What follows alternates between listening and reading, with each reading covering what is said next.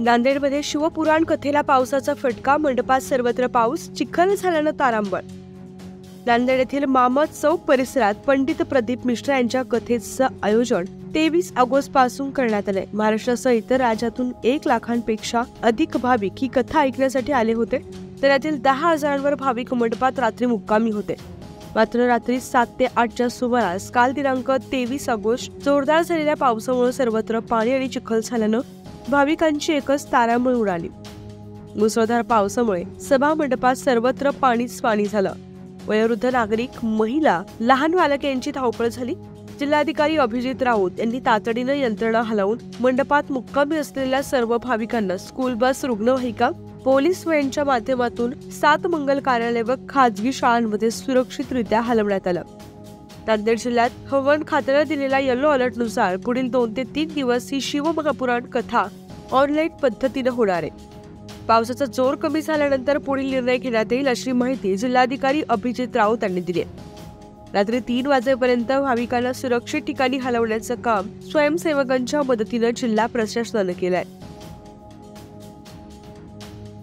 प्रदीप मिश्राजी यांचं शिवमहाकथा पुराण हा एक भव्य कार्यक्रम आयोजित करण्यात आला होता आणि आज पहिला दिवस शांततेत झाला। मात्र संध्याकाळी मुसळधार पाऊस झाल्यामुळे या ठिकाणी कार्यक्रमाच्या ठिकाणी पाणी साचलेलं आहे, चिखल झालेला आहे आणि या ठिकाणी जे अंदाजे 7,500 भाविक रात्री मुक्कामासाठी थांबले होते, त्यांची गैरसोय टाळण्यासाठी आपण त्यांची शेजारचे मंगल कार्यालय आणि काही शाळा यांचं अधिग्रहण करून त्या ठिकाणी त्यांची व्यवस्था केलेली आहे। त्यांना तिथपर्यंत नेण्यासाठी आपण बसेसची, स्कूल बसेसची किंवा छोटे वाहन आहेत यांचीसुद्धा व्यवस्था केलेली आहे। यामध्ये स्थानिक सगळे लोकप्रतिनिधी, सामाजिक संघटना, नांदेड शहरातील इतर नागरिक, सगळ्या प्रशासकीय यंत्रणा यासुद्धा स्वतःहून सहभागी झालेल्या आहेत। आयोजकांशी आमची चर्चा झाली। आयोजकांनी असं सांगितलेलं आहे की आगामी 2 ते 3 दिवस हे पावसाचं वातावरण बघता आणि या ठिकाणची चिखल आणि पाण्याची परिस्थिती बघता ही कथा जी आहे ही फक्त लाईव्ह स्वरूपात, म्हणजे फक्त ती ऑनलाईन प्रक्षेपणाच्या स्वरूपात होणार आहे।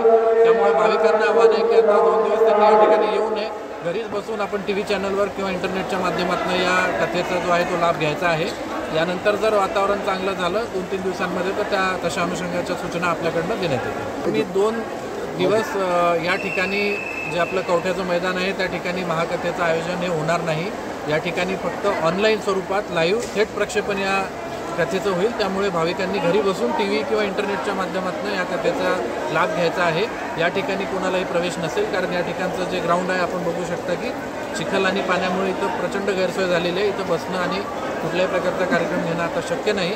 त्यामुळे आगामी 2 दिवस सर्व भाविकांनी घरूनच या कार्यक्रमाचा टीव्ही किंवा इंटरनेटवरती लाभ घ्यायचा आहे। न्यूज 15 मराठीसाठी मनोज मनपुर्वे, नांदेड।